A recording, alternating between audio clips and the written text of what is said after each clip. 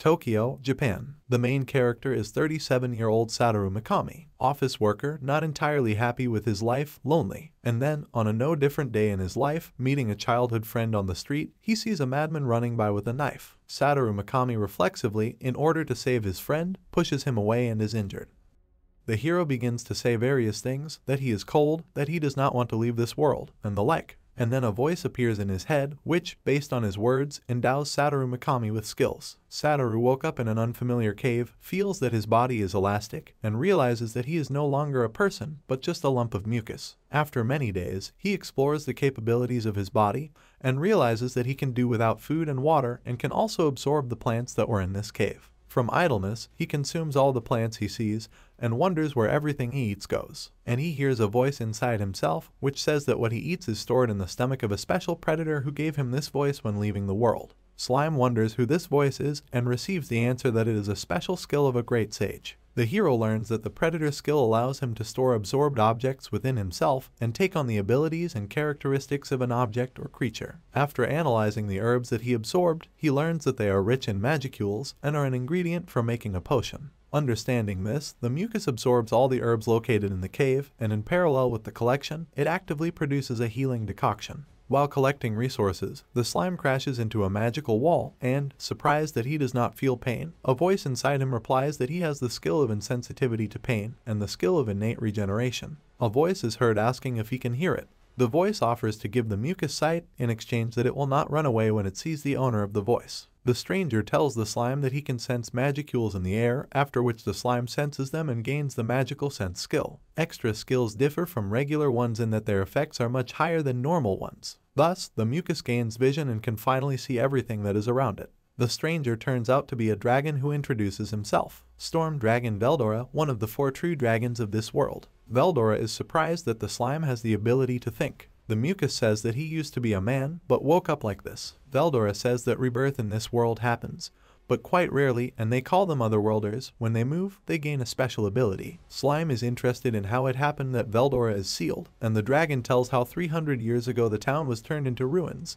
and they came for him to calm him down. The dragon lost, whose hero people call blessed by the gods. They defeated him with a special skill, absolute cut, and then sealed him with the skill of endless imprisonment.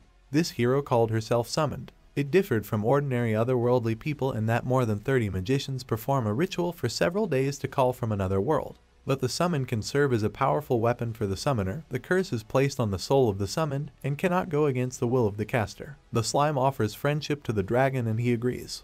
Slime invites Veldor to help destroy the barrier by analyzing it within itself, but he also warns that this may take a long time and that he may lose contact with him. Slime says that he is not afraid of this risk and that he wants to be his friend. Veldora is touched by these words and gives the slime his name Rimuru, which increases his strength and gives him the new skill Dragon Friend. And he, in turn, gives the dragon the name Tempest. The slime offers Veldor the option of absorbing it along with the barrier, keeping the dragon in its stomach, where it will be isolated and will not disappear until it finds a way to unseal it. Veldora finds this plan amusing, saying that it is much more fun to dispel the imprisonment together than to wait alone for the slime to return. Rimuru absorbs Veldoru and gains the skill of infinite imprisonment. The rumor about the disappearance of the sealed storm dragon spread throughout the world, and the surrounding countries were alarmed by this news. For a long time, Rimuru moved around the cave in search of a way out, absorbing all the magical ore and herbs that came his way and storing it in his stomach. Also on his way, he met and defeated magical beasts, absorbed them and gained several more useful skills, such as sticky and steel thread, poisonous breath, armored, ultrasound. With the help of the ultrasound skill, Rimuru is given the ability to speak. After tens of days of wandering around the cave, Rimuru finally finds a way out and leaves this place. After wandering around the forest for some time, he meets a group of goblins who sensed a powerful aura emanating from Rimuru and came to find out which monster it came from. The goblins bring him to their village to the elder, who tells him that after the disappearance of the storm dragon Veldor, whom they considered a deity, the number of monsters in this forest increased, and wolf attacks on their village became more frequent. The villagers are too weak and therefore ask Rimuru to protect them from the attacks of wolves. Rimuru agrees to help them in exchange for the goblins swearing allegiance to Rimuru, and he himself feels that he needs new friends. And thus Rimuru Tempest becomes the head of defense in this goblin village. Analyzing the villagers, Rimuru sees that they are weak, beaten and many wounded. Using the herbs he absorbed in the cave, Rimuru heals the wounded goblins, delighting the elder and the villagers. Meanwhile, the direwolves, realizing that Veldora no longer guards this forest, plan to attack the village and destroy it. And they also want to become the rulers of this forest. At night, when the wolves arrived at the village, they discovered that the goblins had erected protective barricades around the settlement. Rimuru suggests that the wolves leave and they will remain unharmed. The leader of the pack finds these words insolent and threatens to destroy the entire village. Under the command of Rimuru, the goblins repel the attack of the dire wolves. Using the skill Steel Threads, Rimuru defeats the leader, absorbs him, analyzes him, and gains the ability to turn into a dire wolf. Unlocks skills such as Intimidation, Animal Scent, Communication. Transforms into a dire wolf and turns to the pack with an offer to serve him or get away. Rimuru uses the Intimidation skill on the pack, hoping that they will leave, but the wolves bow to Rimuru, recognizing him as the new leader. Thus, the battle for the goblin village came to an end. Rimuru decides to divide the wolves and goblins into pairs for fruitful work and a friendly life. Rimuru realizes that they don't have names. Rimuru gives the village elder the name Rigurd, the son of the elder Rigger, and the first girl he named Haruna. Having given out names to all the goblins in the village, it was the pack's turn. He gave the son of the previous leader the name Ranga, but while giving out names, Rimuru understands that this process uses a supply of magicules, thereby using up too many resources, and went into hibernation for 3 days. At this time he could not move, speak or feel, but remained conscious. Having recovered and woke up, Rimuru discovered that the villagers had changed. Rigurd told Rimuru that by receiving a name, monsters become physically stronger and evolve. That is why the residents were so happy about their names. The dire wolf Ranga also changed his appearance, became larger, a star mark and a horn appeared on his head, which he was also happy about.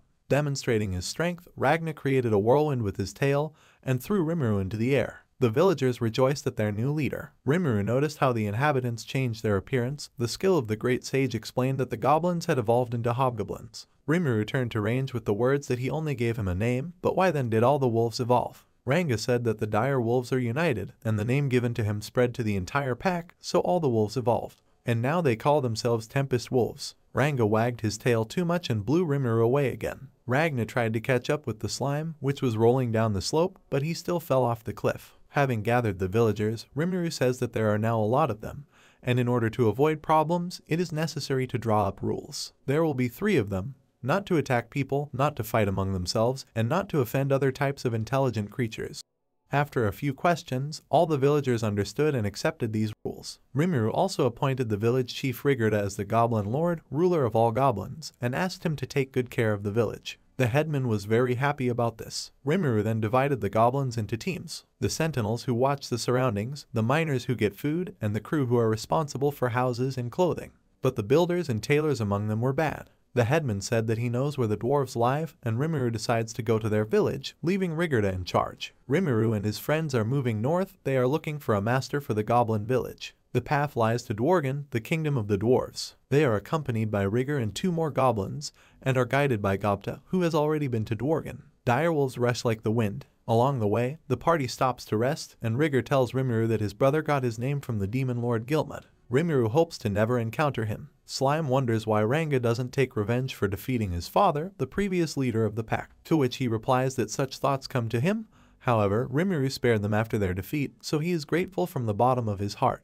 Gobta also talks about the kingdom of the dwarves. Officially, it is called the Fighting Nation of Dworgen. It is a beautiful city built by a system of caves, and that not only dwarves live there, but also other races. The dwarven king Gazaru is called the King of Heroes, and all the people admire his personality. The military power of the nation of Dvargen is colossal, and as a result, Dvargen have status of neutral trade city. Rimuru says that all the neighbors are simply smart enough not to attack the kingdom. They say that it takes a goblin 2 months to reach the dwarf kingdom. Thanks to the help of Ranga and the others, it only took the Rimuru team 3 days. Slime decides to leave his squad and enter the kingdom with only Gobta. They line up before entering. At this moment, 2 people pester them and want to destroy them, to which the goblin says that the last time the same thing happened to him, and apparently this is the fate of weak monsters. During the confrontation, Rimuru asks the goblin to close his eyes and ears while he transforms into a star wolf to scare the attackers, but they attack him. Enemy attacks on Rimuru have no effect. In response, he uses the threat skill and scared away all the creatures in the area. As a result, the kingdom's defenders take Rimuru and Gobta into custody. Slime says that most likely they were mistaken for small monsters and he tried to scare them away. The guard says that his words coincide with the testimony of witnesses and the first time they will be released. At this moment, another warrior runs in and says that a monster has appeared in the mine.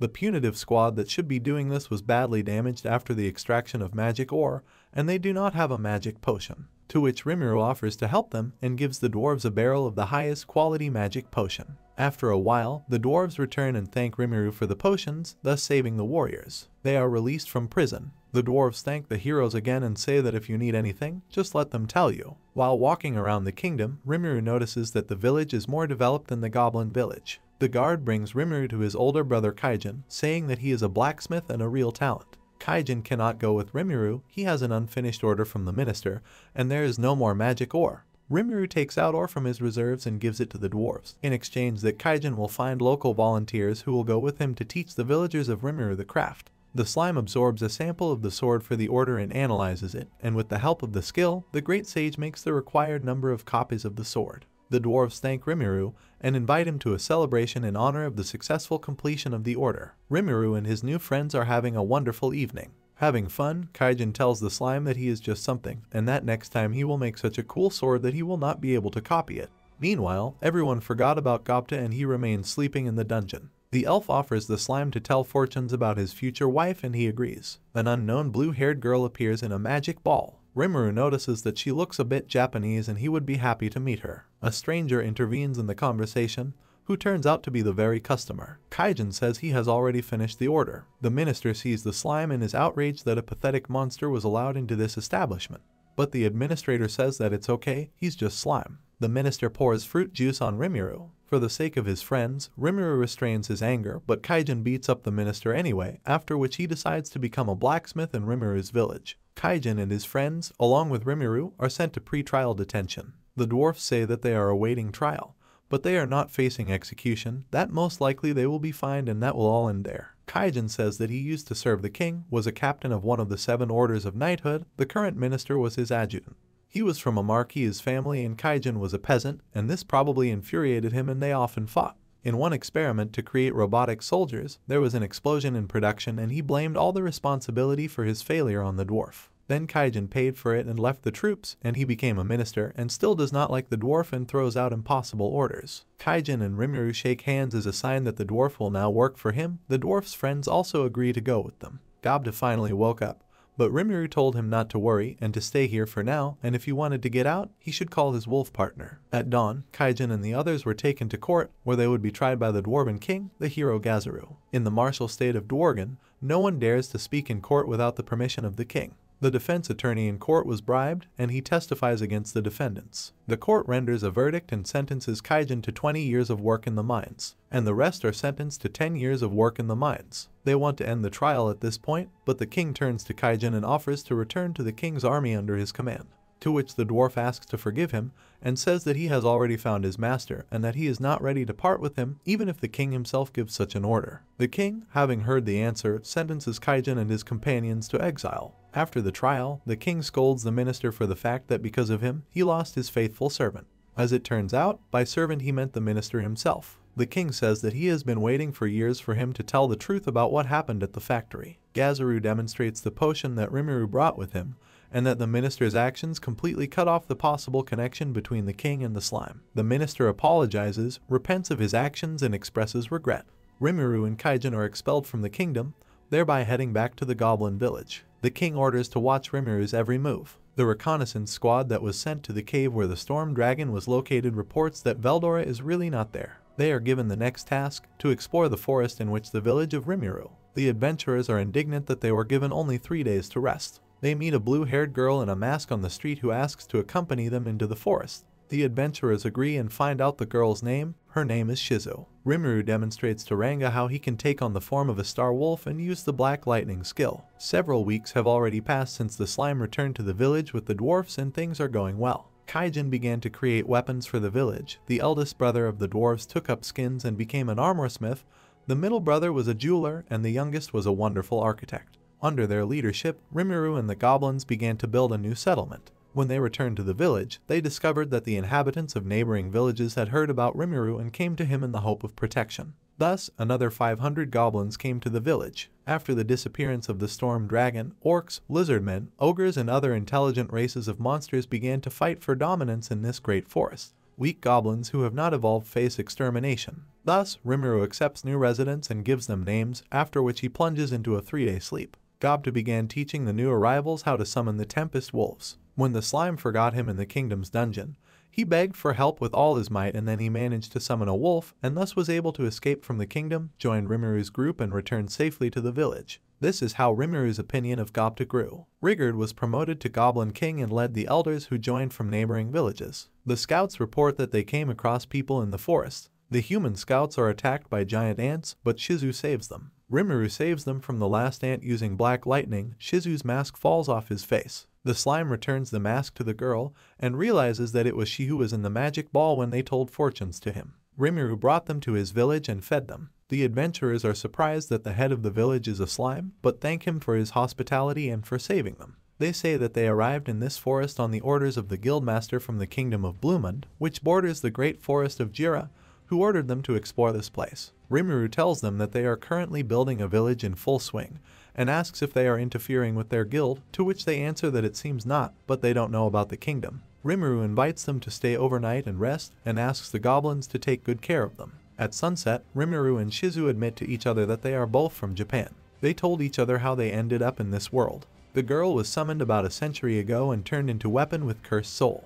Using his skills and memories, Rimuru shows Shizu how much Japan has changed over the years. The girl is pleased with what she sees. Rimuru says that he wants to create a city in which peace and prosperity will reign. Kaijin calls Rimuru to discuss where to build a new house, and he says goodbye to Shizu. The girl is overcome by memories of how at a young age she was called into this world by some stranger and infuses the spirit of the Ifrit into the girl's body.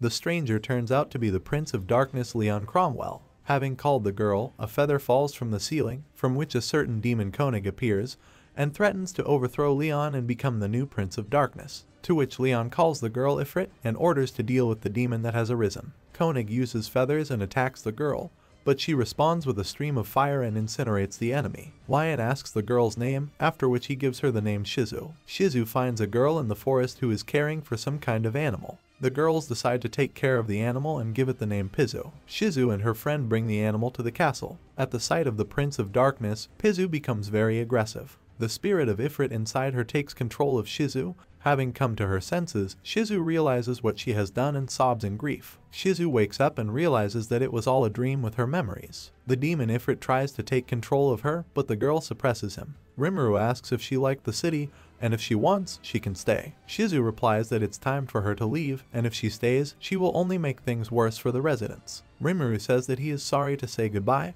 and that she will always be welcome to return whenever she wants. Shizu says goodbye and hugs Ranga. The adventurer invites the girl to return with them to Bluemund. Shizu replies that she enjoyed traveling with them. Saying goodbye to the residents, the girl falls to the floor with a twinge of pain and is engulfed in a pillar of flame. The sky fills with dark clouds, and Shizu, having lost control of herself, emits a fiery burst. The adventurers recognize her as the mistress of the flame, Shizue Izawa, the same heroine who served in the guild 50 years ago. Rimuru gives the order to take everyone to safety. Shizue's mask comes off and there are tears on her face. The great spirit Ifrit appears. The adventurers say they don't stand a chance against the spirit.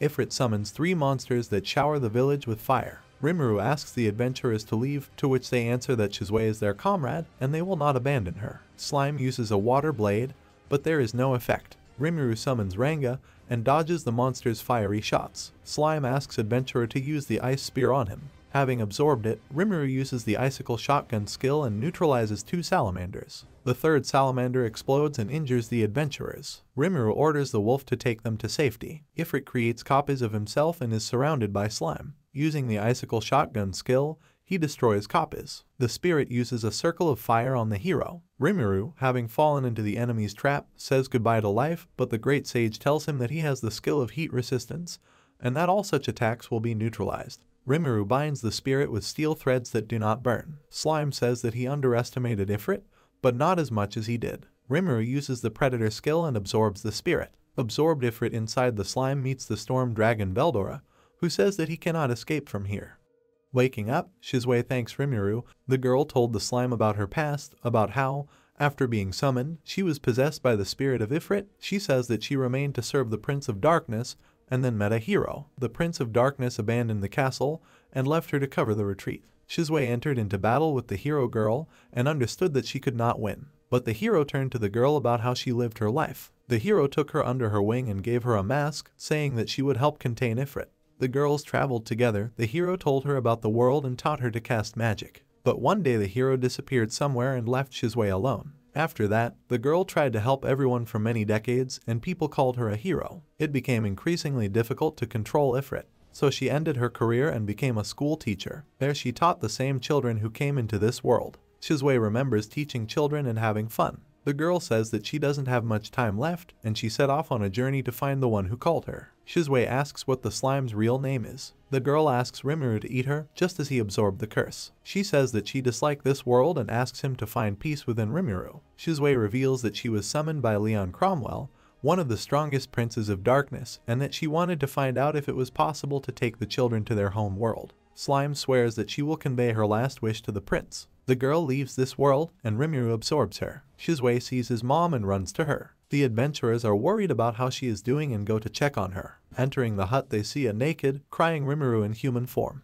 Adventurers say that the slime, in human form, looks like a miniature Shizue. Rimuru turns back into slime and says that he absorbed her at her request. The adventurers begin to quarrel among themselves. They say that they need to leave, report to the guild what they found out. Before leaving, they ask Rimuru to turn back into a human, so they say goodbye to Shizue. In parting, the slime says that their equipment is bad and gives them new ones. Rimuru introduces them to the dwarves who created their new equipment. After that, they left the village. To fulfill Shizu's last request, Rimuru decides to collect information and become stronger. Thus, he inherited the will of the storm dragon and the lonely girl. An orc wanders through the desert and faints from exhaustion. A certain stranger calls himself Gelmud, approaches the orc and says that he will grant him the name Geld.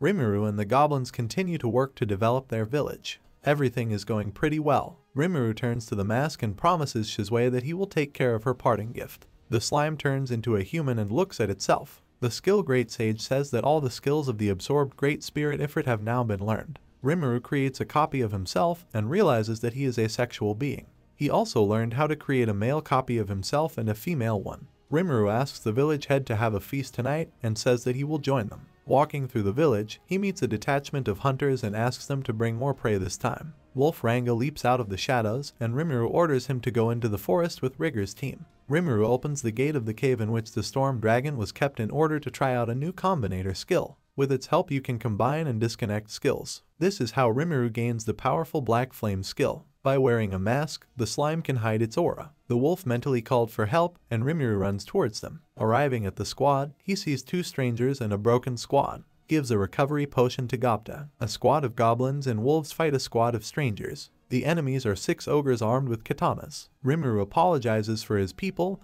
and offers to resolve everything peacefully. The ogres mistake Slime for Imagine and insist that he reveal his real self. The enemies are aggressive and threaten to deal with him. Rimuru enters the fight and puts one ogre to sleep with his paralyzing breath skill. He ties up the other ogre with a steel thread. With the armored skill, Rimuru strengthens his arm and neutralizes another enemy. Slime offers to finish the fight, but he is called Imagine, and the fact that he is so strong only proves it. Suddenly, the ogre blows off Rimuru's hand. He raises his hand and restores it using the high-speed regeneration skill. The enemy uses the ogre's flame, but there is no effect. Rimuru takes off his mask and says that he is serious, showing his aura to the ogres, and creates a giant black flame in his hand. The ogre mentor says that he and the princess need to escape. The leader of the ogres decides that since he cannot win, he will simply fight in memory of his fallen comrades. The ogre girl stands between them and says to stop. How is it possible that this is not their opponent? Why would such a powerful being send minions to their village that if he wanted, he would have destroyed them with his own hands? The fight ends and Rimuru reveals that he is a slime. The ogres realize that they made a mistake and offer their deepest apologies. Rimuru forgives the ogres and says that this is not the place for conversation, inviting them to his village. That's how the incomprehensible battle ended. The princess lifted the sleeping spell from the goblins. Rimuru healed the ogre's wounds with a potion, and everyone went to the village. Rimuru tastes food for the first time in human form and is delighted with the taste. The residents have a feast and are celebrating. The prince reveals that they were attacked by orcs. Kaijin says that this is unthinkable because orcs are much weaker than ogres. Suddenly the orcs attacked them.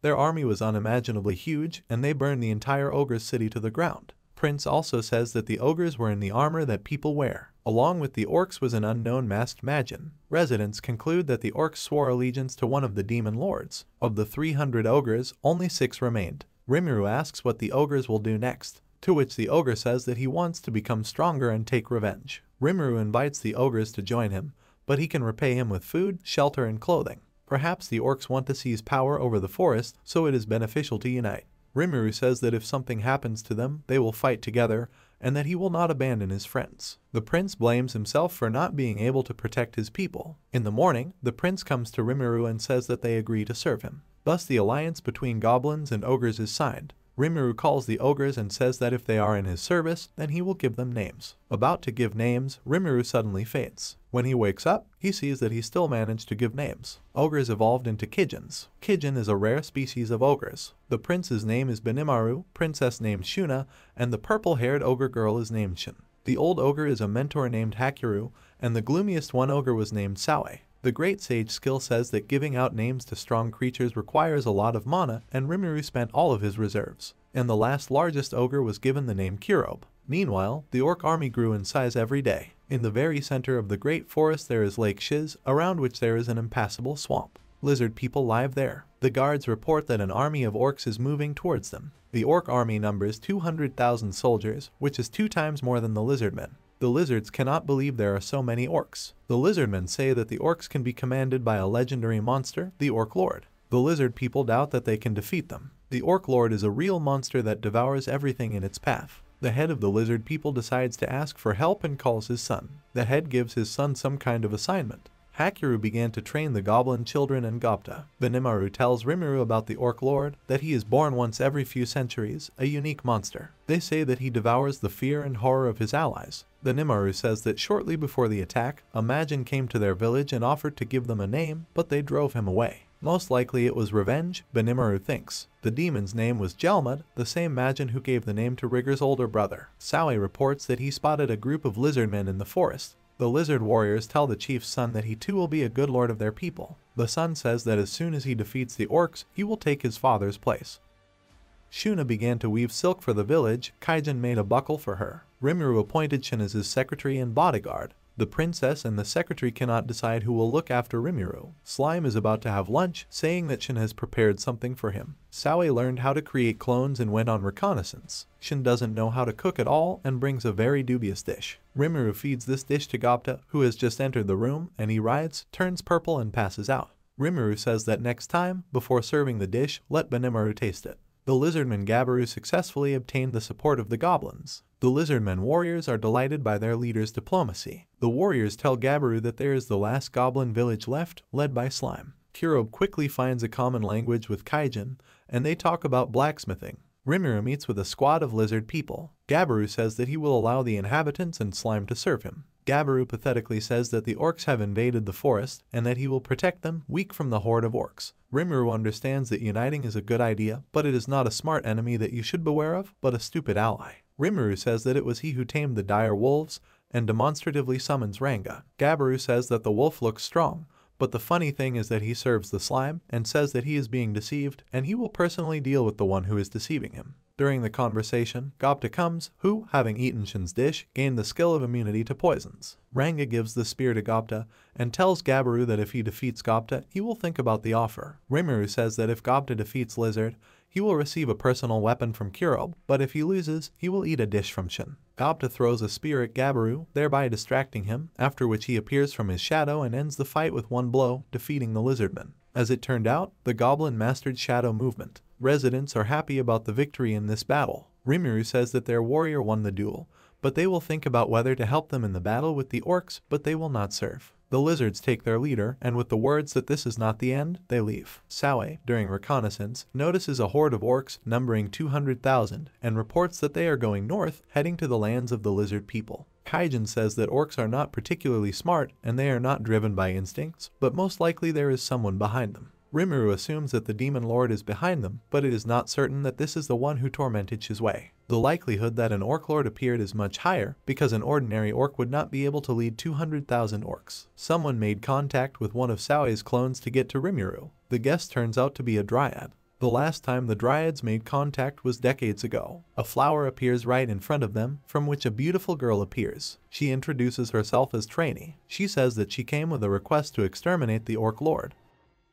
Benimaru asks why she turned to them, because there are much stronger races. to which the Dryad replies that she could not close her eyes to the power of Rimuru. She says that if the Orc Lord moves towards the Dryads, they will not be able to cope alone. She also says that it is true, the Orc Lord exists. Rimuru says he needs time to think. Sawe says that he explored his home village after the attack, and there was nothing left there. The Dryad concludes that orcs have a special skill, gluttony. An Orc Lord receives this skill at birth, and everyone who serves him falls under his influence and devours everything in their path. At the same time, they gain the skills of the one they devoured, and thereby extend their life. Orcs are driven not by a goal, but by a thirst for power, and this forces them to move on. The Dryad also confirms that behind the appearance of the Lord there is a Magin, which Rimuru will definitely not miss. The Dryad again asks the slime to destroy the Orc Lord, and she also knows about everything that Rimuru managed to do. Rimuru asks the Great Sage skill if the Dryads can be trusted, to which he receives the answer that the Dryads guard the Great Forest and bring divine justice to villains, those who dare to harm the forest.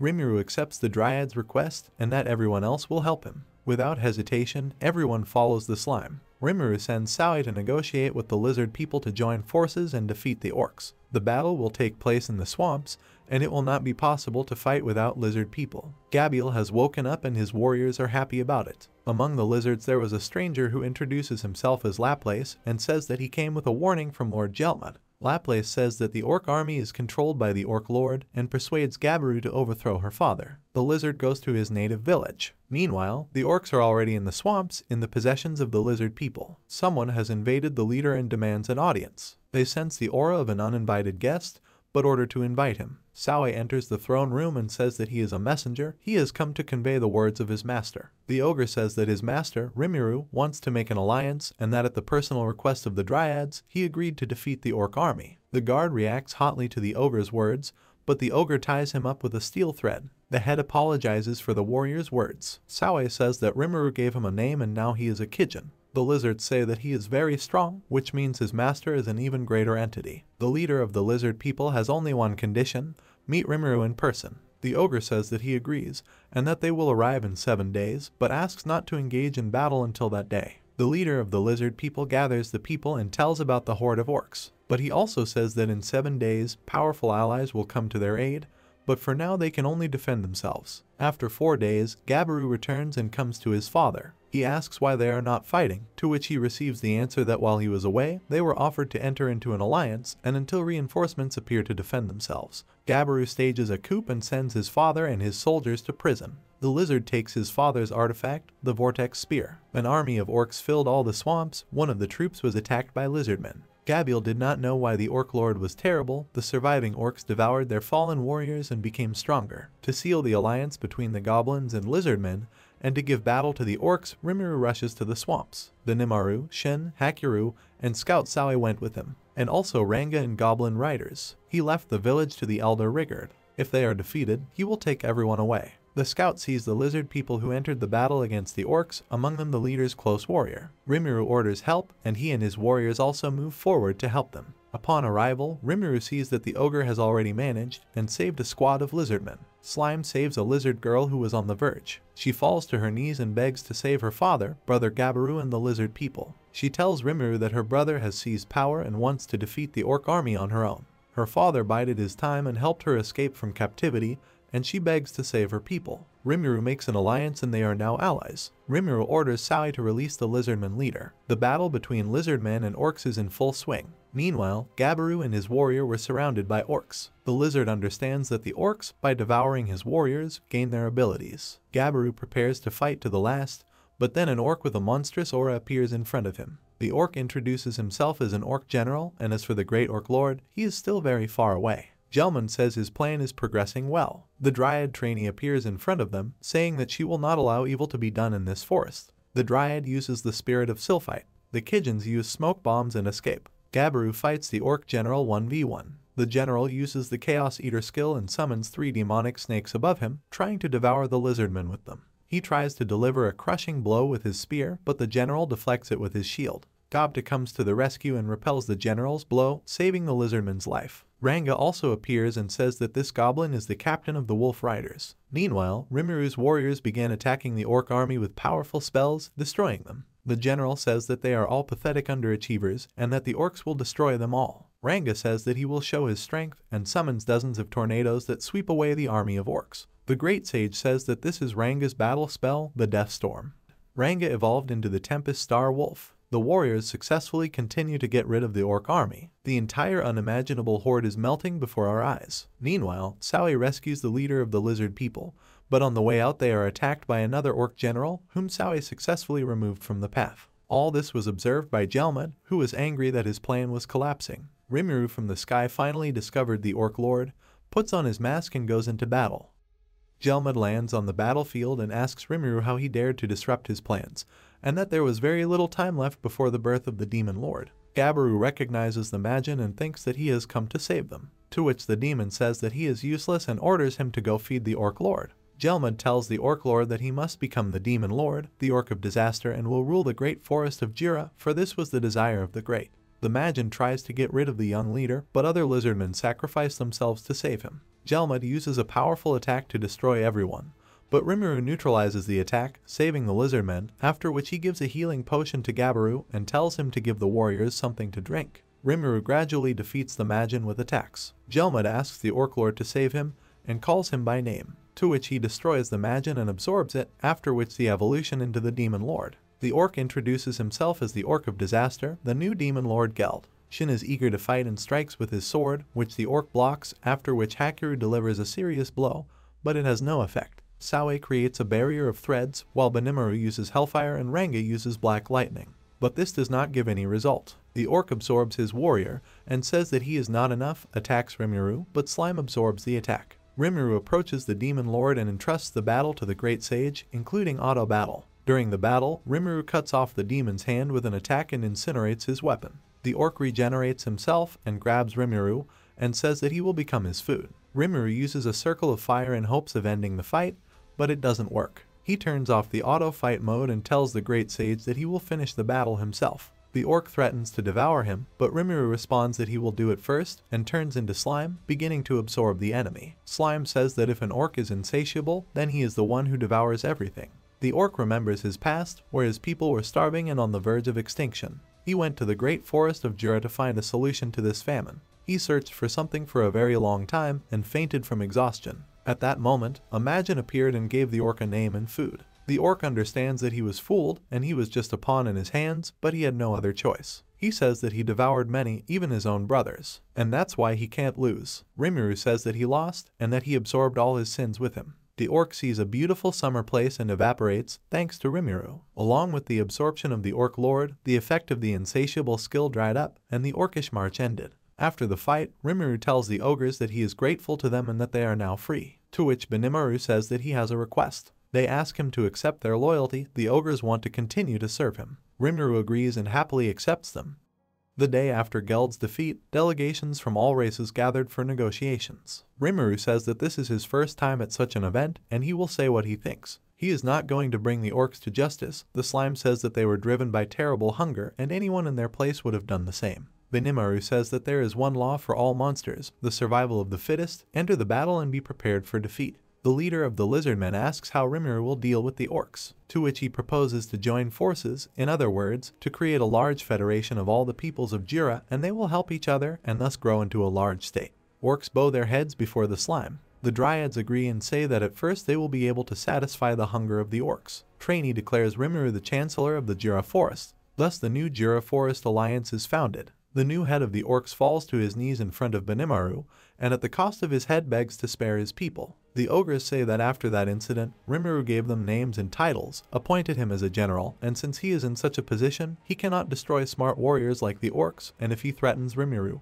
he may not expect mercy. Benimaru says that if the orcs are useful to Rimuru, he will accept it as an apology. The slime gives the new orc leader the name Geld, after which the slime gave out names to the entire orcish people for 10 days in a row, which caused him to fall asleep. He also gave the leader of the lizard people the name Abel, and his son went on trial for treason. As punishment, he was forbidden to be called a lizardman, and was expelled from the lands of his people. 3 of the lizardmen's most loyal warriors went with him. Laplace is talking to a stranger, and he finds it sad that the plan to create the Demon Lord failed. He calls the stranger the Demon Lord Clayman, and says that if you need help, then let him ask, after which he disappears. 3 months have passed since the victory over the Orc Lord. The High Orcs have mastered technology under Kaijin's guidance and are now reliable workers. They rebuilt houses, acquired clothes and tools, installed running water and a full-fledged sewer system, and began building roads. Several hundred knights on Pegasi hovered over the village. At the meeting, King Gazaru Dwargo is informed that the orc army has been defeated and the war is over. The war ended the moment the Kaijins entered the battle, and intelligence reports that they serve that same slime. And the king decides to personally find out what kind of slime it is and goes to him. Rimuru and his men are shocked that King Gazaru Dwargo himself has come to them. As soon as the king lands, Kaijin bows to him and says that he is glad to meet you. Rimuru introduces himself as the head of the Jura Forest Federation and asks to be treated with respect. Gazaru Dwargo says he has come to test him with his blade and let him prove that he is worthy to be called the ruler of this forest. Rimuru agrees to the duel. The Dryad trainee appears and says that he will act as a judge. During the battle, Rimuru feels that the enemy is very strong. The slime blocks the crushing blow, and the Dryad declares Rimuru Tempest to the winner. The king admits that Rimuru does not bring evil with him. It turned out that Gazaru was trained by the ogre teacher Hakiru. In the evening at the feast, the king invites Rimuru to join the alliance. Gazaru Dwargo finds this proposal mutually beneficial, and Rimuru agrees. The Federation of Jura Tempest entered into an alliance with the fighting nation of Divargo, and the state of monsters thus gained a reliable ally. The king brought them a gift, the former minister Vesta. The guy apologizes to Rimuru and Kaijin and asks to be allowed to work for them. Rimuru gives his consent and he will be only welcome. Gabaru and his squad arrived in the village to help and asked to serve under Rimuru. The slime gave a name to Gabaru's sister and all the members of her squad. They also gave names to all the other lizard men, and they all evolved into draconites. Soka and her people were sent to Saue, and Gabaru was sent to work growing valuable healing herbs in the cave. In the depths of that very cave, Rimuru built a laboratory for Vesta and he began to study medicines from medicinal herbs. At the meeting, the Demon Lord Milim wants to see with her own eyes what kind of village it is in the forest of Jura. Rimuru feels that a very powerful cloud of energy is rushing towards them at breakneck speed. Rimuru leaves the village so that no one gets hurt and a Milim meteorite lands near him. She introduces herself as a dragonoid, Demon Lord Milim Nava. She says that she has an eye that determines the number of magicals of a creature. Milim says that she just came to say hello,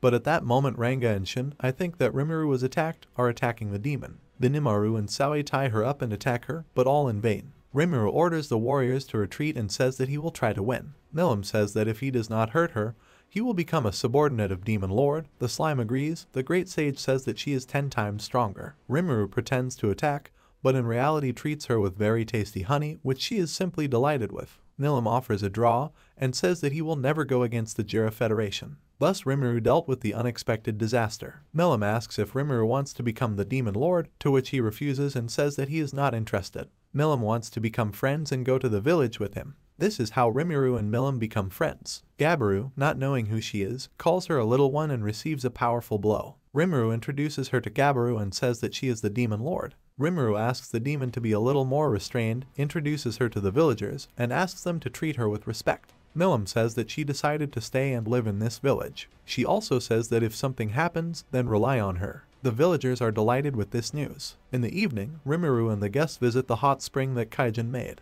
Rigard wonders how the other Demon Lord will react that Milim is now with them. He says that if the Demon Lord declared that Rimuru was her friend, then their village would fall under her influence, and all the other lords will perceive this as an alliance between the slime and the princess. Everyone agrees to leave all worries with Milim to her best friend, Rimuru.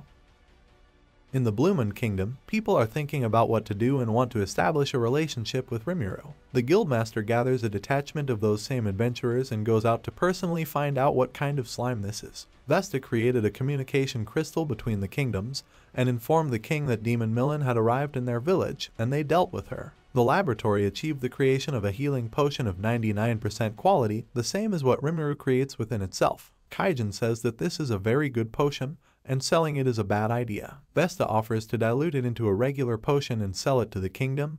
This is a lucrative offer, so they decide. Rimuru sees the explosion and goes there. Saue reports that new guests have arrived, and Milim is angry. It turns out that the beast warrior Phobio, a subordinate of the Demon Lord Carrion, arrived in the village and said that he liked this city and it would be ruled by the King of Beasts. At which the Demon Lord got angry and knocked him out. Rimuru asks the guests why they came to the city. Phobio despises Rimuru and cannot believe that he has become the ruler of these lands. The Beast Warrior reveals that he arrived on the orders of Demon Lord Carrion to recruit mysterious monsters. Rimuru says that he listened to him and he can leave, and also asks him to tell his demon lord that if he wants negotiations, then let him contact them himself. Rimuru asks Milim to tell him more about this demon lord, but she replies that she cannot do this because they promise not to interfere with each other. Rimuru says that he will create a new weapon for the princess. Milim says that the demon lord tried to create a pawn lord, and now it is clear that since they interfered, they are now coming to them. On one of the borders of the Jura forest is the kingdom of Falmouth, a trading power. From there a detachment was sent into the forest in search of orcs, led by a certain Yam.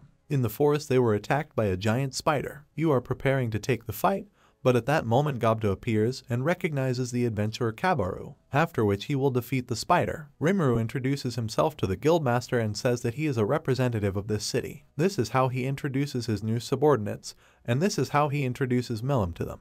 Yam dares to be insolent to his subordinates, which is why he gets hit on the head by Shin. Rimuru says that he would like to be friends with people and eventually start trading. The slime also says that the kingdom of Dworgen has already recognized them. Vesta enters and confirms that King Gazaru has made a treaty with Lord Rimuru. The guildmaster is also not against concluding an alliance, but wants to personally verify whether the slime is truly an ally for people. Rimuru invites Yam to rehire him, or rather, he wants them to become heroes who defeat the Orc Lord, and Rimuru simply helps them in this, and then the monsters will get the position of hopeful assistance, and the attitude towards them will become better. Yam says that the city of Rimuru is very impressive, and the understanding comes that they are not evil. You trust the slime, and agree to his proposal, and say that you will serve him. Clayman finds it funny that Milim liked the slime. He says that it is quite powerful, but he is not an opponent. Laplace also told him that he felt something in Rimuru. Clayman entrusts the task to the demon's tier and footman to find where he is sealed and find out if he can be tamed. The beast envoy sits by the fire with his warriors and is terribly angry with Rimuru. Phobio wants revenge but understands that there is no chance. But then a Majin emerges from the forest, who introduces himself as a member of a moderate clownery.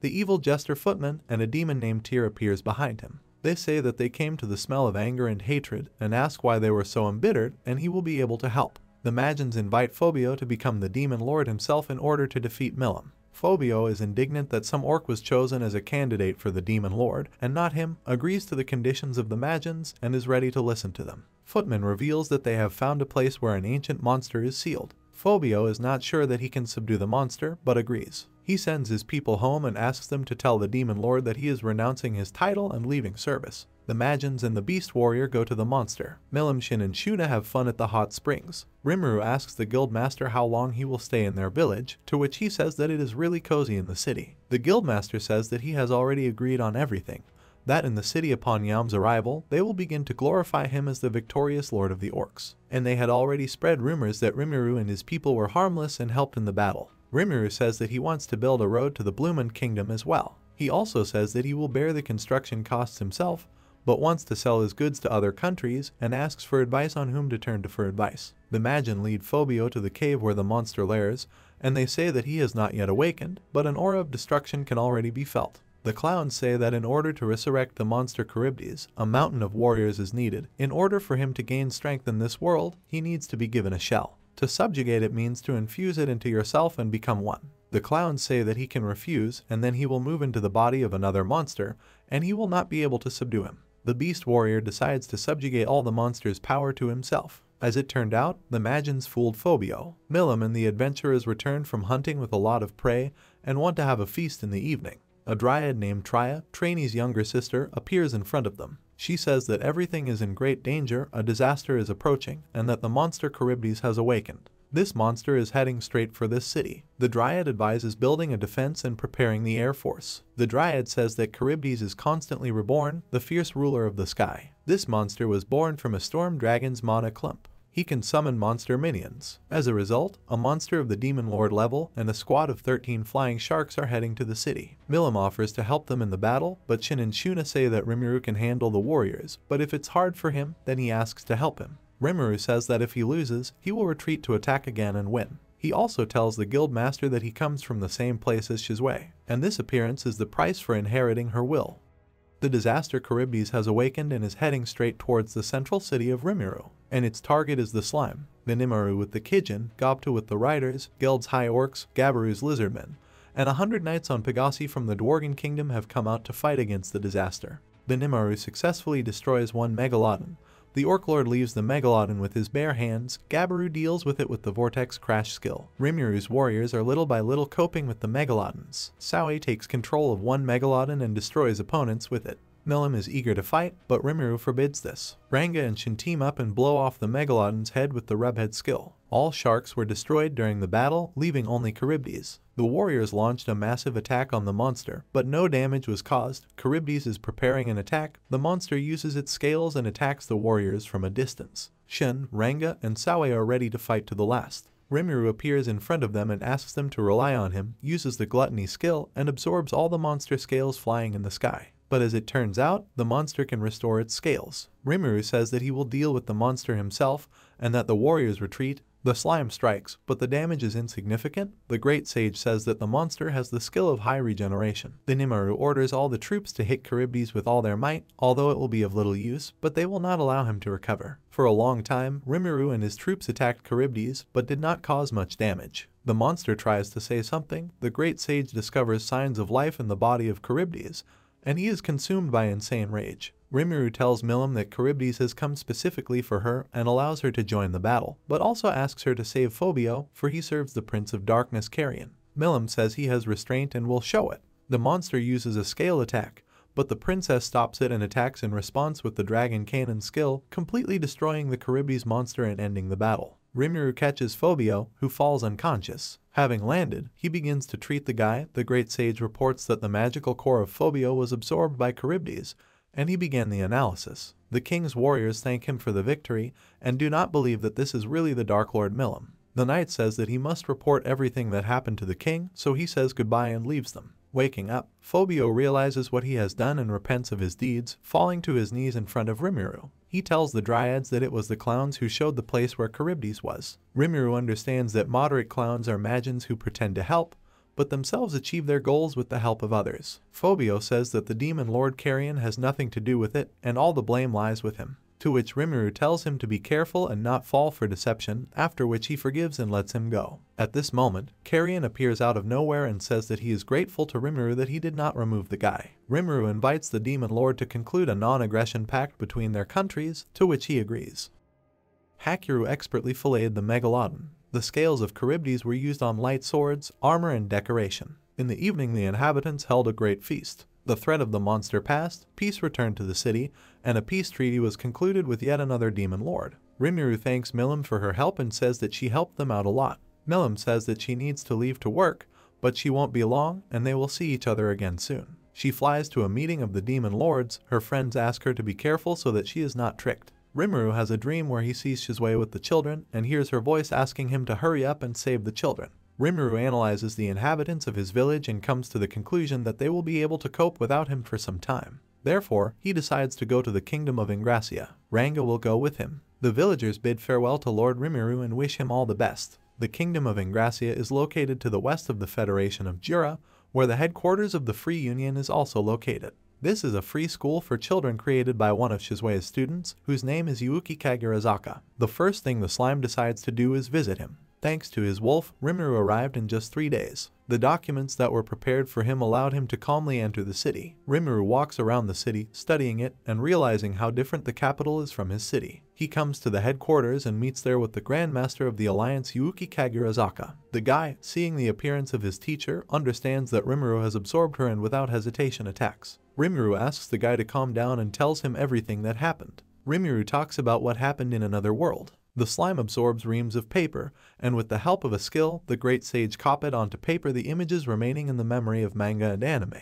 Yuuki says that the path to this world is only one way, but he thinks that if certain conditions are met, then it is possible to move in the other direction. Rimuru reveals that he is worried that Shizue didn't finish. Yuuki made sure that Rimuru was hired as a teacher at the school, and now he will teach its students. Teachers have their own dormitory. The rate is 10 coins per day. In her heyday, Shizue had excellent command of Ifrit's spirit. Rimuru remembers the Veldor's words regarding the summoner and the summoner. Every person called into this world is given the power to fulfill goals, but sometimes a child is called, and when too much energy is poured into him, sooner or later he burns to the ground. The students of this school are children who are mistakenly summoned to this world and whom Shiyu tried to save. The authorities believe that it is more profitable to summon one strong alien than to prepare an army. Ryuuga tells Rimuru that their confirmed maximum lifespan is 5 years. Rimuru thinks he has a way to save the children from such an end. Entering Rimuru's classroom, a boy attacks with a fire attack. Rimuru looks at one of the students and feels some strange sensation inside himself, perhaps it was Veldora.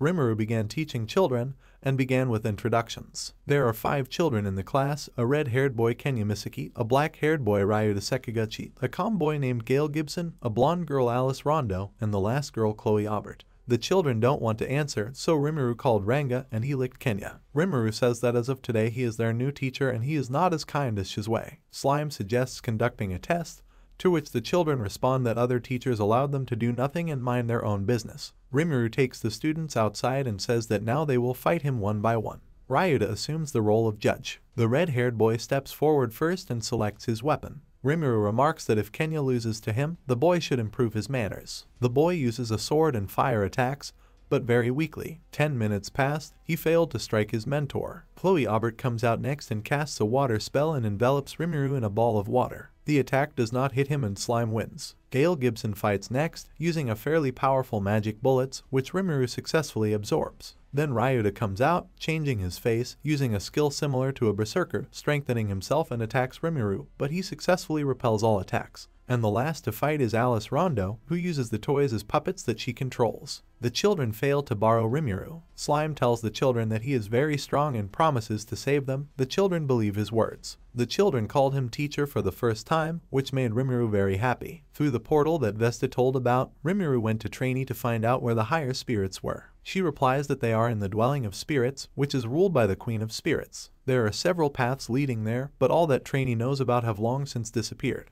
The previous queen left this world, and they are not familiar with the current one. Rimuru fantasizes about Shizue, but he promises her to handle everything. He works as a teacher for a month, and all this time in search of a dwelling of spirits. Rimuru is having a picnic, but offers combat training before the meal. The most diligent will receive a gift from Rimuru. The children were unable to inflict any damage and consider it too strong. Suddenly, Ranga and Rimuru sense a source of powerful energy in the sky. The great sage says that this is a sky dragon. The monster flies past them and flies towards the capital. Rimuru leaves Ranga to guard the children while he rushes after the dragon. The army of the kingdom attacks the dragon, but it has no effect. And dragon attacks the castle walls with magic. Rimuru absorbs the dragon's attack, saving the citizens. The monster attacks again, with even more powerful lightning. Rimuru absorbs the lightning, along with the sky dragon, and leaves the battlefield, returning to the children. In the evening, the slime receives an invitation to a gala dinner from the merchant he saved. The merchant says that he recognized Rimuru, although he is in a different guise, that he is grateful to him. Rimuru offers to look into his village, that his town is planning to start trading and needs help with this. The merchant agrees to help Rimuru. The girl from the banquet mentions the spirit queen. Rimuru learns from her how to dwelling of spirit and goes there with the children. Rimuru says that if something happens, Ranga will protect the children. Rimuru and the children enter a magical labyrinth, which is the entrance to the dwelling of spirits. Rimuru understands that the maze cannot be navigated with ordinary human senses, and is glad that he has a map in his head. They hear someone's laughter, which seems to be in their head. The voice says that he is bored and he feels their fear. The spirit says that he will tell them everything, and opens some kind of magical passage that takes them to a room with a robot. The voice says that the time has come for the test, and the robot comes to life. Rimuru leaves Ranga with the children while he enters the battle. The robot attacks with its hands. Rimuru notices that it is stronger than the sky dragon and thinks about how to defeat it. Analyzing, he understands that black lightning will not help and it will not be possible to cut it with a sword. Rimuru jumps up and binds the robot with arcane thread fetters and uses Hellflare to destroy the robot. Rimuru tells the voice to come out and says that he knows where she is. A ray of light appears in front of them, which turns into a little fairy. She introduces herself as the Demon Lord, the fairy of the Ramorous Labyrinth. Rimuru can't believe that such a little fairy is the Demon Lord. The fairy is a very energetic and loud person. Rimuru says that he is the one who rules the great forest of Jira. The children are delighted that their teacher is slime and so strong. The fairy says that Milim came to her and said that she had found her best friend. Ramorous says that she did not want to hurt him, she would only scare him. She is also angry at the slime for destroying her toy, a golem. Rimuru recalls that Vesta tried to create something similar. Rimuru admits that she is great for being able to create such a golem, and probably very smart. Slime says that he has a request for her, for which he will make her a completely new golem. He told Ramirez what a deplorable situation the children were in now, and that he wanted to infuse them with higher spirits to calm down the energy, and that this is why he came here. He asks Ramirez to introduce him to the queen, to which she replies that she is the queen of spirits. She also says that the demon lord, Leon Cromwell, summoned the ancient supreme spirit and entered into a pact with him. As it turns out, even a hero can become the Dark Lord. She also says that the demon lord asked her to call a person into this world, a certain person, but this is impossible. Ramirez says that she has the responsibility to bless the heroes, and therefore she has always been fair. She agrees to help with the summoning, and hopes that the strong spirits will respond. Ramirez says that when she is reborn, she does not lose her memory and remembers everything, and she asks him to tell Trainee to come and visit. She leads them to the dwelling of the spirits. Rimuru tells the children that they will succeed, and if something goes wrong, he will help them. Rimuru mentally addresses Shizue and says that he will fulfill her wish. With the help of Ramirez, Rimuru will try to summon higher spirits. The fairy tells the children that they need to call on the spirits in any way and they will respond. Gale goes first and mentally calls out. Rimuru absorbs particles of lower spirits around the boy with the skill of a predator and merges them into a higher spirit. Having received the spirit of the earth, he merges it with Gale Gibson, thereby infusing this spirit into him. In the same way, Alice Rondo obtains the highest spirit of the air. Before they can start, another fairy guy appears in front of Kenya Misaki, who says that he is the spirit of light. He says that he felt the light inside the boy and offers him his help until he grows up. Next, Ryuuga Sekiguchi receives the fused spirit of water and wind. And the last one left is Chloe Aubert, who before the start says that she loves Rimuru. Some kind of sound explosion occurs and an adult woman appears in front of the girl. The great sage says that this is a spiritual body with exorbitant energy levels. The fairy feels that she is very dangerous, but the spirit still inhabits the girl. Rimuru scans Chloe Aubert, but sees nothing dangerous. Her condition is stable. Ramirez says that this something similar to a spirit came from the future, and having moved into the girl, it opened the way to its birth. Rimuru congratulates the girl, saying that everything worked out and she is no longer in danger. Rimuru and his students express their gratitude to the demon lord. At that moment, other fairies descend from the ceiling, and the disciples rejoice. Next, Rimuru summoned a golem for Ramirez and infused the spirit into it. Upon arrival in the city, Yuuki Kagurazaka thanks the slime for saving the children. Yuuki tells the children to decide for themselves what they want to do after school. Ranga plays and has fun with the children. Meanwhile, Rimuru remembers how much has happened from the moment he appeared as a slime in this world and until now. How he became friends with the storm dragon. He began to build his village with goblins. Met direwolves, gave names to goblins. I visited the kingdom of Dworgen, where I found 3 wonderful workers and friends. Met Shizue, absorbed the fire demon inside her, and then, at her request, consumed her. He met a detachment of ogres, to whom he also gave names, after which these ogres swore allegiance to him. On his way he met lizardmen who were attacked by orcs and dryads who asked for help in saving the forest, after which Rimuru and his warriors fought with the army of orcs and the orc lord himself, defeated the evil Magin who controlled it all, absorbed the lord of the orcs, created an alliance between the inhabitants of the forest, created the Federation of Jura Tempest. He met the demon lord Milim, becoming her best friend, defeated the monster Charybdis, who tried to destroy everything, and yet he was able to fulfill Shizue's last wish and save the summoned children. In Rimuru's absence, all the villagers were diligently doing their jobs. Some demon is very upset that he did not have time to come to Rimuru's summon. The children say goodbye to Rimuru and cry. Chloe hugs. Rimuru gives the girl a farewell gift, giving the Shizo mask, and he also gives robes to children. Rimuru himself doesn't understand why he gave the mask to the girl, but he feels that this is how it should be. And so Rimuru and Ranga are on their way back home. The wounded girl draws a symbol and tries to summon someone. Some kind of demon appears. The girl asks to fulfill her wish in exchange for her soul. The demon agrees. The demon says that the payment will be enough for 3 days, and that he will fulfill her wish. Shizao was given the task of defeating the resurrected demon. She is met by a knight and taken to the reception hall. In the hall she sees a bunch of mercenary warriors, where she meets her friend Cougar. Rumors say that a dozen masters have already failed to complete the task, but now that there is a hero with them, there is hope. The minister comes out and announces that the 2 heroes named Silver Wings have died, and the task of these mercenaries is to destroy the resurrected demon. Some warriors did not want to carry out such a difficult order, but they cannot refuse. And the target of the demon's attack is his own body, which rests under lock and key in the large hall. Shizue says that it might be an archdemon and it should have a name, but the minister says that there is no mention of a name. The castle guards got rid of the mercenary who did not want to participate. A lesser demon appeared directly from his body. The guards say that someone present may be possessed by a demon. A stranger is laughing in the crowd. Shizue notices that he is strong, even though he is a sorcerer. The stranger says that he will not obey, and states that it was the captain of the guard who summoned the lesser demon. The stranger is going to destroy everyone present, along with the demon. The girl asks the stranger for his name, to which he replies that his name is Kuro. The stranger attacks the girl with fire, but the attack does not hit her. The battle begins. Shizue attacks with a fiery sword, but the enemy dodges the attacks. The stranger says that no matter who he is, it doesn't concern her. Shizue says that it is too dangerous to let him go, so he will fight with full force. She uses the powerful Inferno Flame skill, but does not cause any harm. The enemy defends himself with his wings. The stranger turns out to be a demon. He attacks Shizue, but somehow gets his arm cut off. The demon understands that this is because of the mask. It surpasses time, and he is surprised that there is a person who has control over it, after which the demon evaporates. The demon lord told Shizue that there are progenitor demons, and that they are completely incomprehensible. They have no names and address each other by colors. The king wants to talk to Shizue and calls her. On the way to the king, the captain of the guard tells how well she fought. The girl notices that she is being led into a dungeon. Arriving there, she sees the minister and the king. The guy sits on the throne and says that she will give her body for the good of the kingdom, and he, as a ruler, is grateful. The guy turns out to be the hero Orthos, as it turned out he didn't seal anyone, and now rules this kingdom. He threatens to destroy and consume her, taking the power for himself. Orthos says that he defeated the Silver Wings and missed them, but he won't miss her. He says that he is the highest demon general, the archdemon, and the power is granted to him by the subjects of the kingdom. Shizue prepares to give control to Ifrit, but at that moment a black demon appears. He destroyed the possessed guards of the kingdom, after which he dealt with the minister and the king. The demon grabs Orthos by the throat and says that the offspring of Red are too self-confident and are not able to assess the strength of the enemy. Kuro says that it will destroy him so that he will never rise again.